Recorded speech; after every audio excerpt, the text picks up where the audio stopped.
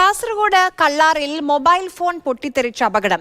Oppo A5 സീരീസിൽപ്പെട്ട ഫോണാണ് പൊട്ടിത്തെറിച്ചത്. Phone ഉടമയായ പ്രജിൽ മാത്യുവിന് കൈക്കും കാലിനും പൊള്ളലേറ്റിട്ടുണ്ട്. കള്ളാറിൽ ഗ്രൗണ്ട് സ്പോർട്ട് ആൻഡ് സൈക്കിൾ എന്ന സ്ഥാപനം നടത്തുകയാണ് പ്രജിൽ മാത്യു.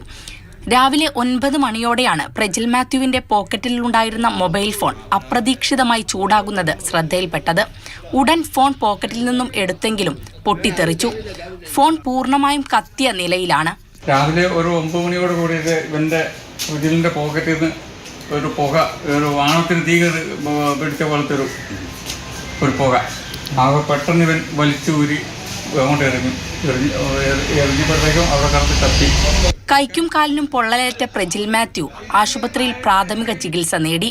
സംഭവത്തിൽ ഉപഭോക്തൃ തർക്ക പരിഹാര കോടതിയെ സമീപിക്കാനാണ് യുവാവിന്റെയും കുടുംബത്തിന്റെയും തീരുമാനം. മാതൃഭൂമി ന്യൂസ്, കാസർഗോഡ്.